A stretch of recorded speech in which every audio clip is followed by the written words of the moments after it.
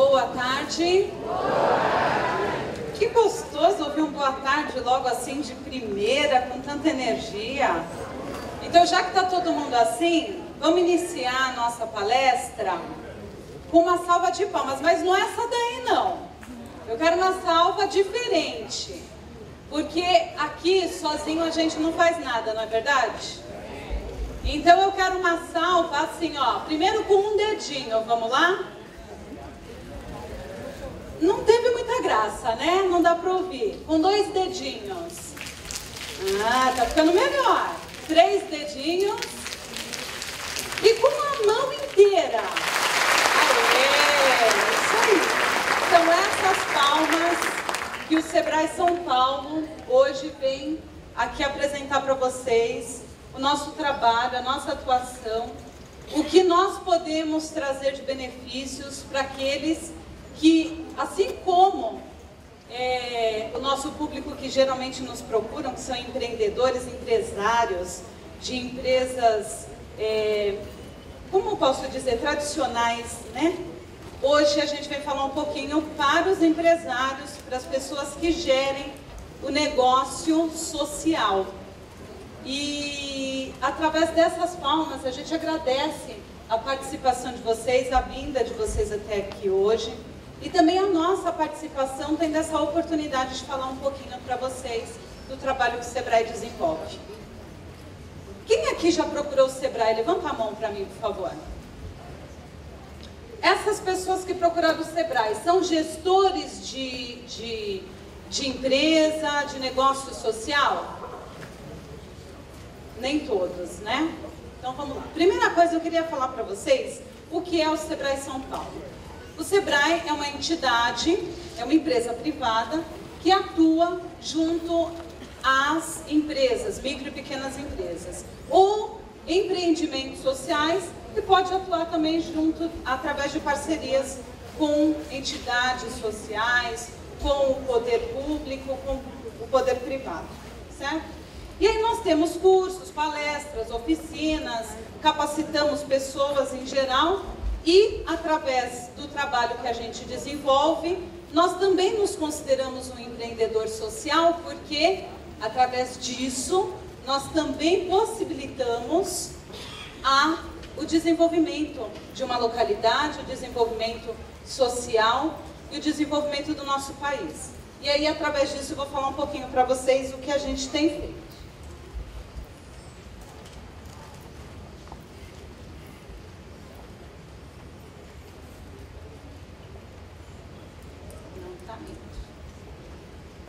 Obrigada. Bom, empreendedorismo social, esse é o tema que nós vamos trazer hoje para vocês.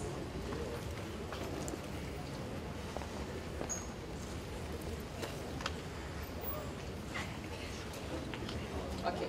Então, empreendedorismo social significa fazer um negócio lucrativo, mas que, ao mesmo tempo, traga o desenvolvimento para a sociedade. Há muito tempo nós ouvimos falar do desenvolvimento da era da informação. E na era da informação, junto dela veio o que? A internet, veio os meios de comunicação se avançaram, celular, enfim, uma onda de equipamentos que invadiu as nossas vidas e que cada dia mais a gente vem buscando se adaptar para conseguir realizar as nossas ações e as nossas atividades. Depois nós passamos, que é essa a era que nós estamos atualmente, que é a era dos valores, certo? Por quê? A informação sem o conhecimento, ela não é nada, certo? Então a gente tem a era da informação, passamos pela era do conhecimento, que era a transformação da informação, passando pelo nosso intelecto, a gente incorporando essa informação, ela se tornou um conhecimento. Entretanto, esse conhecimento sem valores está se perdendo. Ou seja, o que eu costumo dizer para os empresários que procuram o Sebrae, para os alunos, porque eu também sou professora universitária, é que num futuro muito próximo, a empresa, a pessoa que não tiver muito claro quais são os seus valores, ela está fadada a um fracasso, certo? Por que eu estou tocando nesse assunto? Porque eu acredito que o principal eixo que liga o empreendedor social é justamente a valorização dos valores, é o retorno, é o surgimento desses valores à tona. E é cada vez mais importante esse trabalho que vocês fazem e que é o que vai mobilizar todo um país. Então vamos lá, empresas sociais utilizam mecanismos de mercado para, por meio da sua atividade principal, buscar soluções de problemas sociais. Mas como gerir um empreendimento social? O valor é importante, o amor por aquilo que se faz é mais importante ainda. Mas tudo isso sem a consciência da gestão não caminha. Então, cada vez mais, a gente vem buscando o quê? A profissionalização. Porque nós entendemos o chá, né? Comportamento, habilidades e atitudes, certo? Eu posso ter um comportamento, eu posso ter uma habilidade, mas se eu não tiver atitude, não adianta de nada, certo? E aí, quando a gente fala de comportamento, a gente fala da necessidade da gente também se profissionalizar, de buscar as habilidades do mercado para que o meu negócio dê certo, para que eu possa gerir esse negócio de forma eficiente, correta. Então vamos lá. O Sebrae atendeu em 2012 420 mil empreendedores individuais e micro e pequenas empresas em todo o estado, sendo que foram 4.500 cursos aplicados a esse público, nessa tentativa de nós auxiliarmos nessa questão do chá, do comportamento, da habilidade e da atitude, para que esses negócios, esses empreendimentos, cada vez mais se desenvolvam. 13 mil palestras, oficinas, seminários realizados. No Brasil, as micro e pequenas empresas representam 99% de todas as empresas e empregam 56% dos trabalhadores com carteira assinada.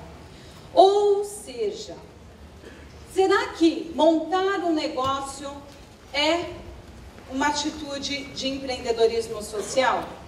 Uma micro e pequena empresa?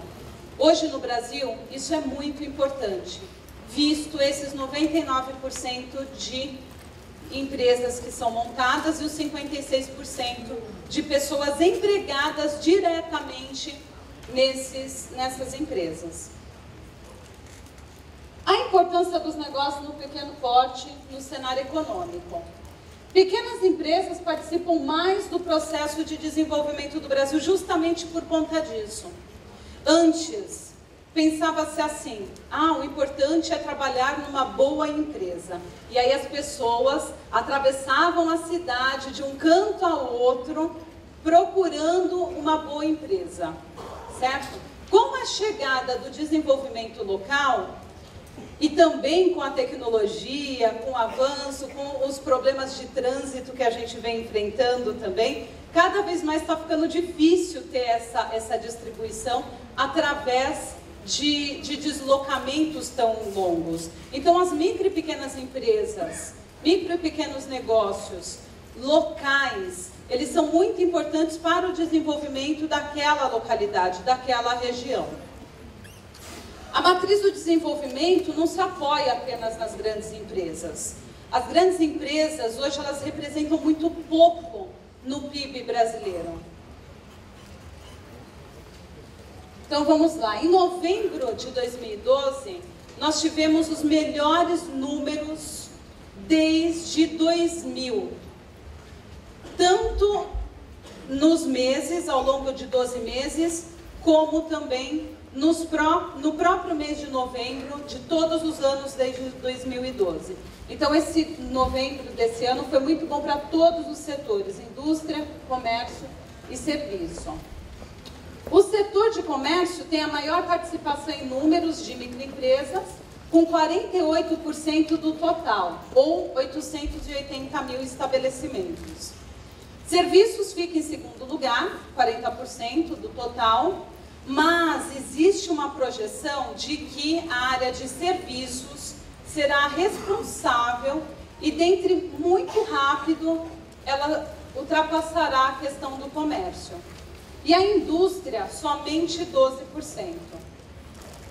Empreendedores, quem são eles? Então, vamos lá. Os empreendedores iniciais, né, que são, a maioria são homens. Entretanto, nós tivemos uma alta no ano de 2009, onde a maioria dos negócios abertos eram empreendidos por mulheres. Tivemos uma baixa no ano de 2010 e 2011, mas nem tanto assim. 40% desejavam ter o próprio negócio. 33% identificaram uma oportunidade. 9% queriam melhorar a vida. 8% abriram por exigências de clientes. 4% estavam desempregados e 6% alegaram outros motivos. Esse slide, ele fala um pouquinho do porquê que as pessoas montam os seus negócios. Por que elas querem empreender? Então, a maioria é porque deseja ter o próprio negócio. Só que ter o próprio negócio representa uma melhoria do seu desenvolvimento também, certo? Você tem que estar sempre buscando se desenvolver. Então, existe uma pesquisa que foi desenvolvida há alguns anos, muitos anos atrás, por um estudioso chamado David McKillen. Alguém aqui já ouviu falar? Alguém aqui já fez o Empretec? Levanta a mão. Opa, temos uma empreteca aqui entre nós. 2 empretecos, 3 empretecs. Bom, o que é o Empretec? Empretec é um programa do Sebrae, é um curso do Sebrae que foi desenvolvido pela ONU e repassado no Brasil. Quem detém os direitos desse produto é o Sebrae e ele trabalha o comportamento empreendedor.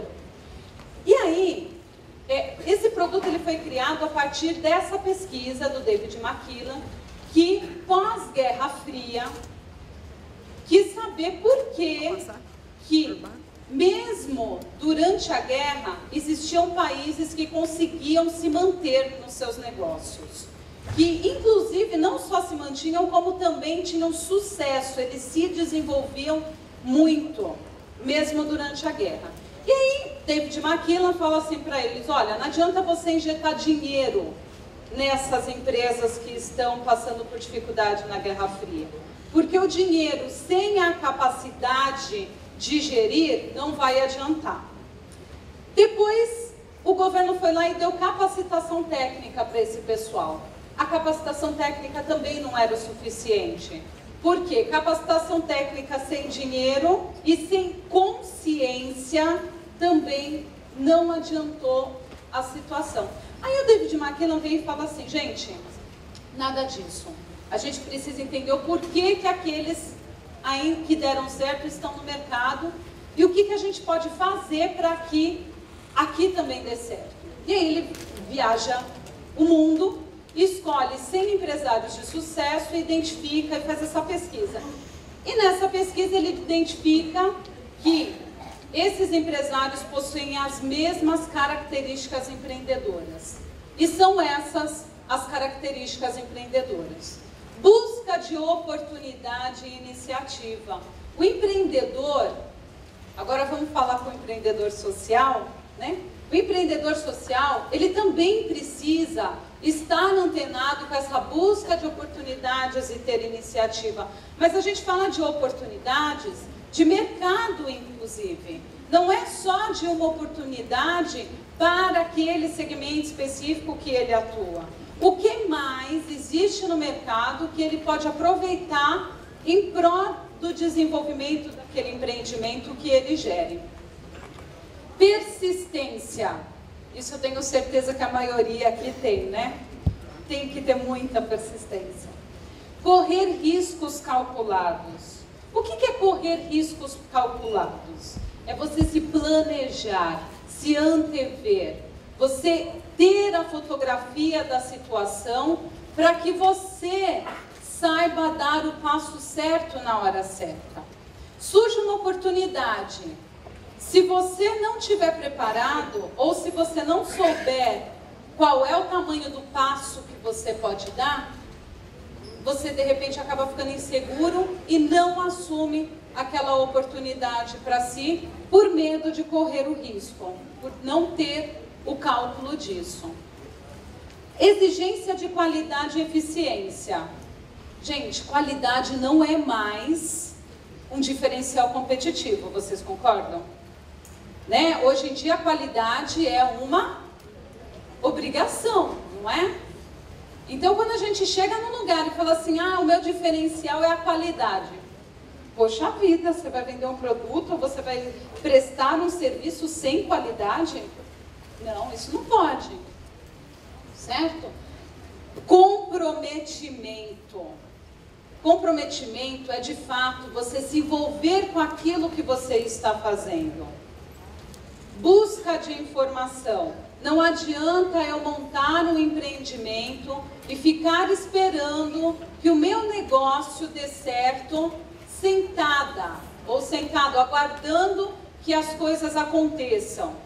Essa semana eu fui visitar uma entidade que eu trabalho com desenvolvimento de projetos e eu já trabalhei com vários projetos, inclusive com cooperativa de reciclagem, de catadores de resíduos sólidos, né? Eu falo catadores de resíduos porque é antiético para o setor falar de lixo, porque não é lixo, é resíduo sólido. E nessa cooperativa, era muito fácil para eles ficarem sentados aguardando o resíduo que chegava do município de São Paulo. Então eram 21 cooperativas da cidade de São Paulo que tinham um convênio com a prefeitura e a prefeitura passa os caminhões de coleta seletiva e leva esse resíduo todo para a cooperativa. E aí o cooperado achava que ele podia ficar lá de braço cruzado só esperando o caminhão chegar. Afinal de contas, ele tinha uma parceria com a prefeitura e o que ele recebia de caminhão, afinal de contas, né? Mensalmente, São Paulo gera em torno de 21 toneladas de resíduo. E somente 3% desse valor vai para as cooperativas, o restante vai para o aterro sanitário. Então, se a gente não tomar atitude de educar a população em relação a esses resíduos, logo mais a gente não tem mais para onde levar esses resíduos. Bom, enfim, o fato é que começamos um trabalho para tentar auxiliar essas cooperativas, para sair do assistencialismo, da posição acomodada de aguardar os benefícios oferecidos pelo Estado ou pelo governo, numa busca de que eles se tornassem mais proativos para que a coisa acontecesse. É a nossa responsabilidade individual de fazer a coisa de fato acontecer, né? E aí o que acontece? Teve uma das cooperativas que perdeu um espaço de 5 caminhões de resíduos dia, simplesmente porque ficava aguardando os caminhões e na localidade onde ela atuava, abriram 2 empresas privadas de coleta e reciclagem desse resíduo. E aí você me fala, pera lá Camila, então você está me dizendo que eu como empreendedor social não posso ficar esperando que as coisas aconteçam. Eu tenho que criar estratégias, observar no mercado, porque eu também posso perder mercado? Pode.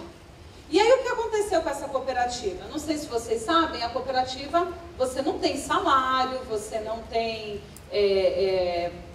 uma série de benefícios que a CLT te traz, porque ele é proprietário do seu negócio. E com a redução desse resíduo, que começou a ser gerido pela empresa privada local, reduziu o quê? A retirada do Prolabore dos cooperados. O que um cooperado ganhava em torno de R$ 1.200 mês, passou a ser 700 e pouquinho, justamente por essa posição de cômodo, de aguardar, de esperar que o caminhão fosse até eles.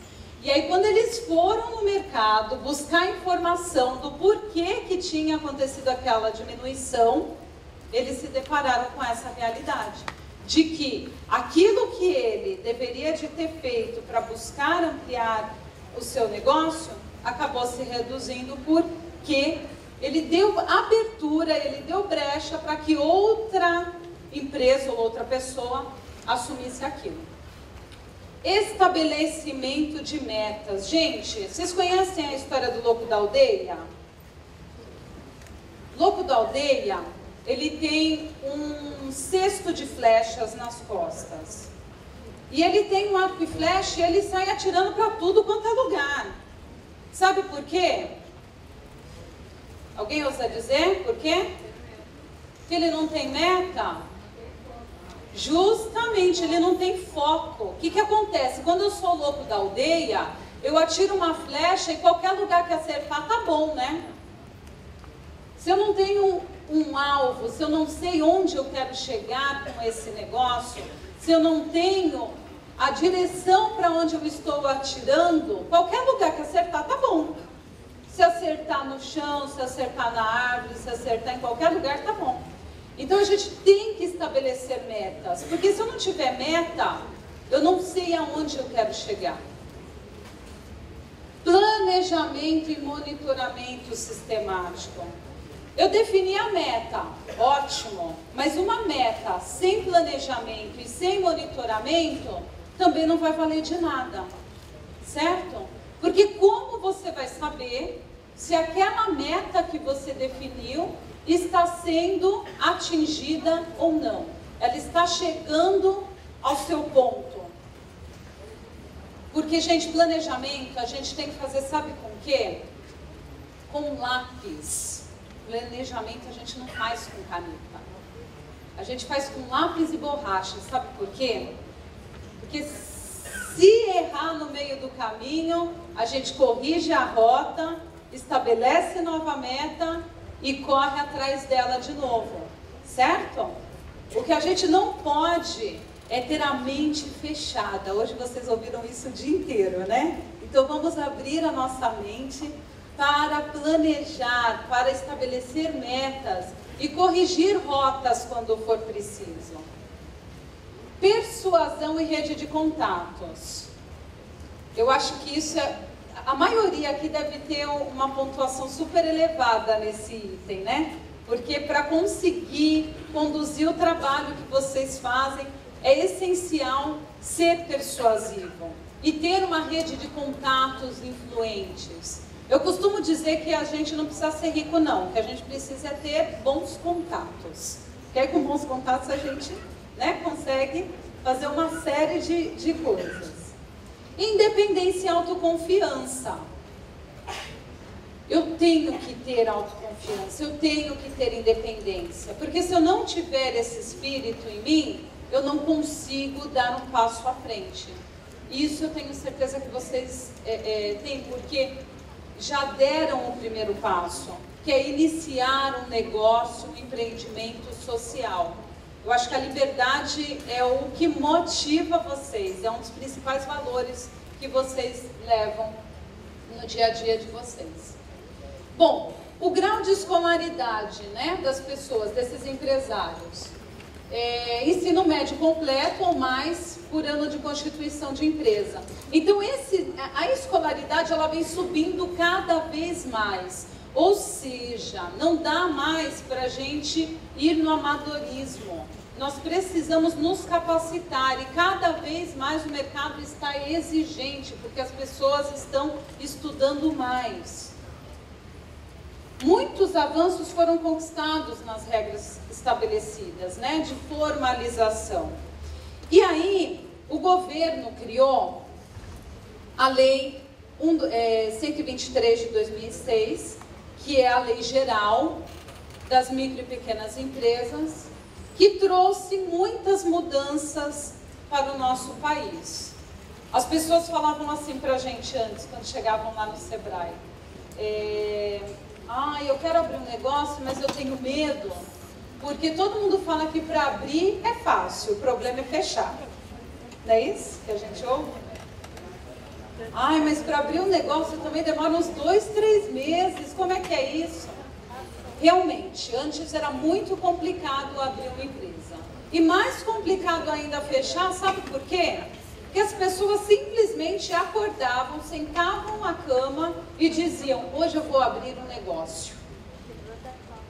Para juntar comercial e abrir um negócio, não planejavam, não sabiam muito bem o que elas queriam com aquilo, não se organizavam para isso.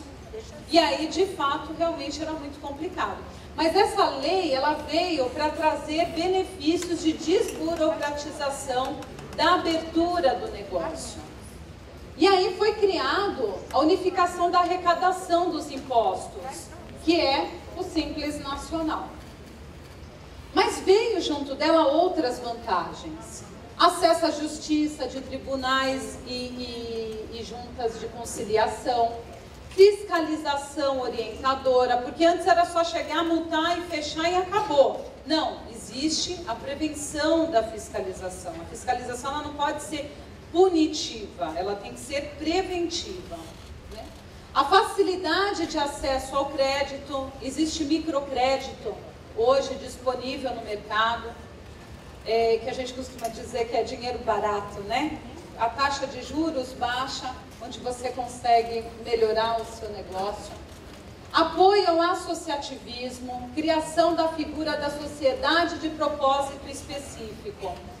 Essa sociedade, ela trabalha o quê? A possibilidade das empresas trabalharem em formato de redes de cooperação, como centrais de negócio. Eles compram e vendem conjuntamente. Podem, por exemplo, uma associação precisa, ou uma entidade, ela precisa de um software específico para desenvolver um trabalho que ela faz. Só que aquilo é muito caro. Então ela se reúne com um grupo de empresas ou entidades, compram aquele software e conseguem emitir a nota fiscal, enfim, o que for preciso através dessa sociedade que é montada e dissolvida rápido.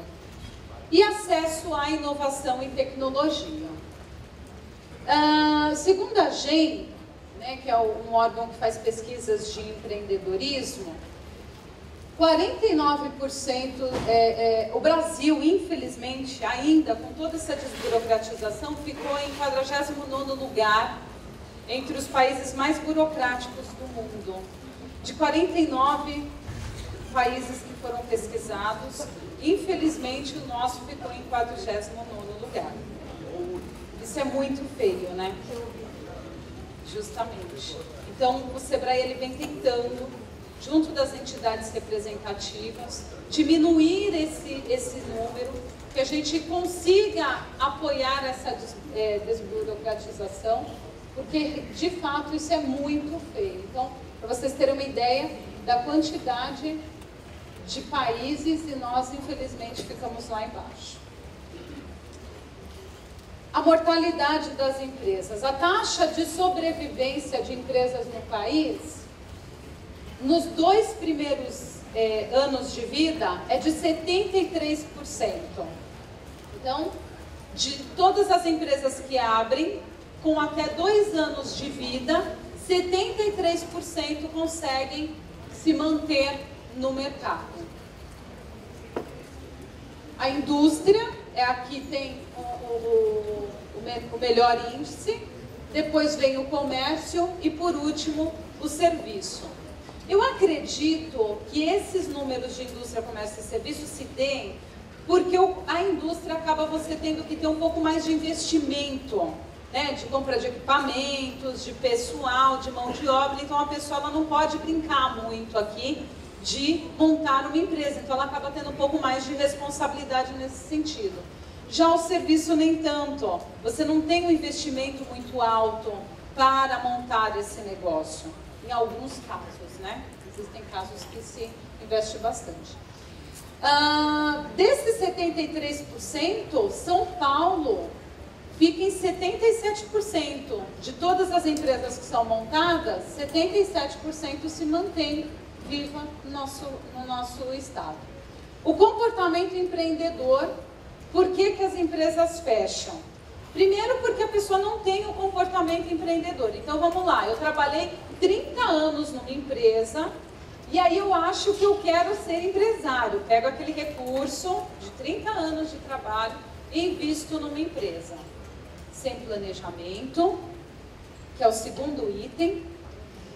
Não avalio as flutuações da conjuntura econômica. Eu não tenho o mínimo de conhecimento em gestão, então a minha gestão ela é deficitária. Eu tenho problemas pessoais, né, dos proprietários, porque todo mundo fala assim, né, que sociedade começa com o meu bem e termina com meus bens, né? Falam que é igual casamento, mas não é assim não. Não acho que é isso não. Então a pessoa escolhe os sócios sem observar as qualidades dele e a composição para montar aquele negócio. E a insuficiência de políticas de apoio, isso também é um problema para a manutenção dessas empresas. Deficiências das comunidades terapêuticas. Então aí é que vem a grande surpresa, né, do trabalho que o Sebrae vem fazendo. Quando o Sebrae foi convidado a participar, a ser parceiro desse evento da Freemind, não é somente parceiro deste evento Freemind. É uma tentativa, é uma negociação, uma articulação da organização do evento, dos executores do evento, em promover o auxílio e apoio a essas comunidades, a esses empreendimentos sociais, porque nós entendemos o que vocês fazem como um empreendimento social. E aí a gente descobre, através de uma pesquisa que foi feita, que a maioria dessas comunidades, não existe autossustentabilidade, né? Então eu costumo usar exemplo de sustentabilidade nas minhas palestras, que vamos imaginar um boneco com aquele cabeção bem grande e o corpo pequeno. O que vai acontecer? Ele vai tombar, né? Ou ele vai para um lado, ele vai para o outro, para frente, para trás, enfim, ele não vai sustentar.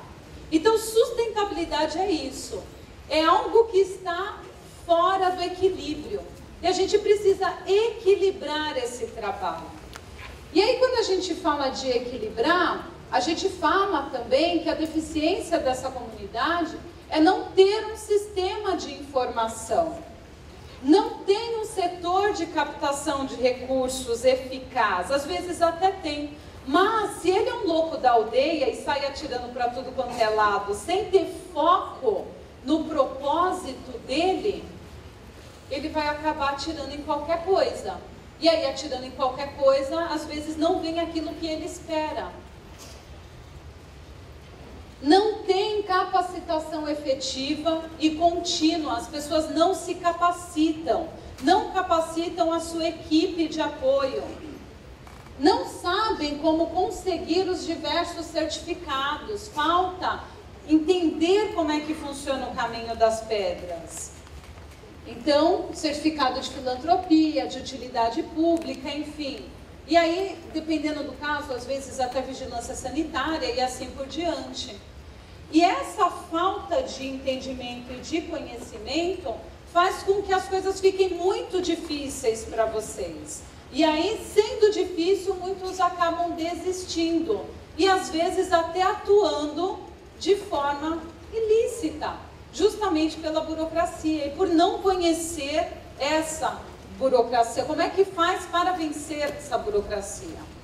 Então, falta de pesquisa, dando efetivação à metodologia. Hoje vocês assistiram a palestra do Dr. Augusto Cury, né? Onde ele fala da criação de um método de trabalho efetivo para que vocês possam padronizar, sistematizar a atuação de vocês. Então, qual que é a proposta?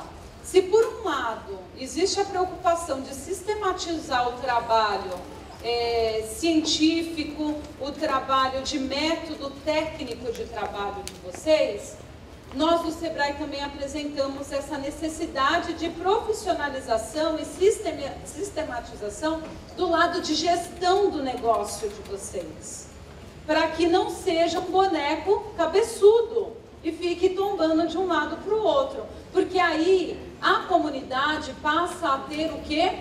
Sustentabilidade.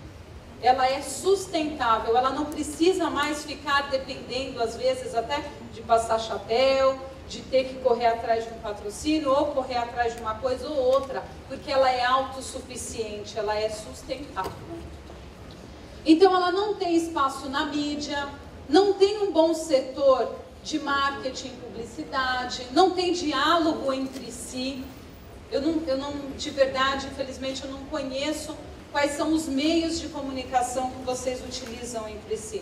Eu não sei se existe uma associação representativa que faça essa interação entre vocês, mas é crucial que vocês troquem experiências. E a experiência não está somente na habilidade do cuidado ao dependente, mas também na habilidade do cuidado da gestão dessa comunidade. Quando vocês interagem e trocam experiências, vocês passam a criar um canal de comunicação que facilite as coisas, certo? Para que eu vou aprender a duras penas? Se alguém já passou por isso, pode passar a experiência para mim. E se eu estou vendo que eu estou caminhando para aquilo, opa, eu desvio do buraco e passo para outra situação, certo? Não tem uma fiscalização para distinguir o que é ou não uma comunidade terapêutica. Então, precisaria ter isso, né? E não tem certificação de validação desses métodos e não tem CNPJ próprio. O Sebrae ele não é um órgão fiscalizador, mas quando a gente fala de CNPJ, ela é uma pessoa jurídica que pode auxiliar vocês em conseguir coisas que quando você não tem o CNPJ é bastante complicado. Então, através de um CNPJ você tem a facilidade de ter uma conta no banco, você tem acesso a linhas de crédito, você tem acesso a compras em lugares, porque você tem um CNPJ e eles te dão desconto por conta disso. Enfim, existem várias facilidades. Segundo o relatório brasileiro sobre drogas, edição de 2010, o uso abusivo de drogas provoca grande impacto na rotina profissional do usuário e, consequentemente, reflete no cenário econômico do país. Esse trabalho que eu falei para vocês das cooperativas, eu descobri que quase 30% dos cooperados têm problema com o uso de drogas e alcoolismo. E por ele estar dentro de uma cooperativa, por ele ser um dos sócios da empresa, ele não tem o comprometimento de fazer com que aquilo dê certo. Então, a hora que ele está um pouco melhor, está um pouco mais consciente, ele trabalha. A hora que ele tem a queda, ele abandona a cooperativa e vai para a vida. E aí, se a cooperativa não é unida, se ela não tem força, ela não consegue resgatar essa pessoa. Então, por isso da importância também de se trabalhar a gestão e a questão das pessoas que administram esse negócio, porque a grande maioria também não sabem como lidar com essa situação nas empresas. Então, precisa sim ter um favorecimento em relação à divulgação e informações. E aí o consumo descontrolado de substâncias, ele causa o quê? A falta e atraso no trabalho, diminuição da produtividade, aumento das dificuldades de relacionamento com colegas de chefia, afastamento temporário do emprego e aposentadoria precoce. E aí a gente tem a maior parte dos afastamentos do trabalho se dá na faixa etária que vai dos 20 aos 49 anos. Isso significa o quê? Na fase mais produtiva do ser humano. E aí quando ele chega nos seus 50 anos, que está muito próximo da sua aposentadoria, pela falta de ter dado continuidade a isso, ele acaba não se aposentando, e aí ele não tem benefícios, e isso acaba levando ele para a marginalidade, certo? A faixa etária de maior proporção de aposentadorias vai dos 40 aos 59, sendo do sexo masculino, 86% dos aposentados por uso de drogas. Até 2003, a maioria dos aposentados por cocaína se encontrava na faixa dos 30 e 49 anos, passando para a faixa dos 40 aos 49 em 2004.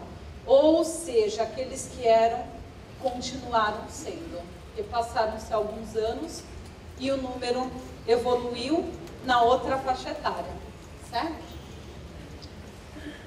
Aí a integração desse profissional, né? Desenvolver atividades formais ou informais é para o dependente tão importante quanto a manutenção da abstinência.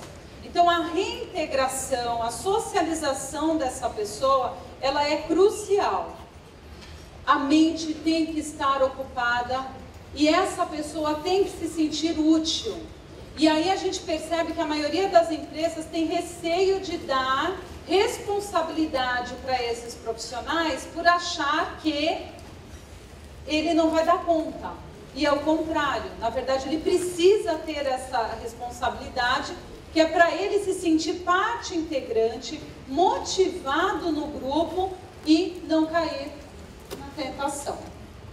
E aí o Sebrae vem falar para vocês do empreendedor individual, que é uma classificação, né, um tipo de negócio que vocês podem abrir, onde é uma oportunidade para quem trabalha por conta própria, conquistar a cidadania. Então, se vocês quiserem levar isso para os seus assistidos, porque ele não tem burocracia, né? Ele trabalha por conta própria, fatura até R$60 mil no mês, não tem participação em outras empresas ou sócio titular e pode ter um empregado contratado. E esse EI, o empreendedor individual, hoje ele tem a configuração dos 25 a 39 anos e são pessoas que estão atuando aí no mercado de trabalho. Os EIs em números, né? Depois a gente vai passar para vocês esse material todo, eu vou passar um pouquinho mais. E quem pode ser um EI? Então, Camila, legal, eu posso levar essa informação do EI para o pessoal que eu trabalho, para os meus assistidos, para eles serem inseridos, porque é difícil, às vezes, você conseguir a reinserção desse profissional no mercado de trabalho de forma como CLT. Então, se ele tem uma habilidade, ele pode abrir um empreendedor individual e atuar dessa forma. Ele pode ser um artesão, um barbeiro, um cabeleireiro, chaveiro, comerciante. Eu posso ser um eletricista, eu posso ser um encanador. Geralmente são as atividades que desenvolvem o EI. E o que é melhor, ele paga o valor de R$36 por mês. Os impostos dele já estão sendo cobertos nesse valor que ele paga. E também, ao mesmo tempo, ele consegue já estar recolhendo a aposentadoria dele. E aí depois, no final, ele já vai ter garantido os anos de trabalho desenvolvido. Mas assim, isso, gente, é uma prévia do que a gente pode oferecer para vocês. O Sebrae está de portas abertas. Existe a possibilidade, aliás, não é nenhuma possibilidade, isso é um fato, da parceria do Sebrae para auxiliar os empreendedores sociais. para gerenciar os seus negócios. Nós estamos formatando algo que possa ser trabalhado. A gente tem oficinas, palestras, cursos que vão poder colaborar com o negócio de vocês. E a gente fica assim à espera para que a gente possa dar início a esse trabalho e também poder contribuir um pouquinho para o empreendedorismo social. Muito obrigada pela atenção de vocês.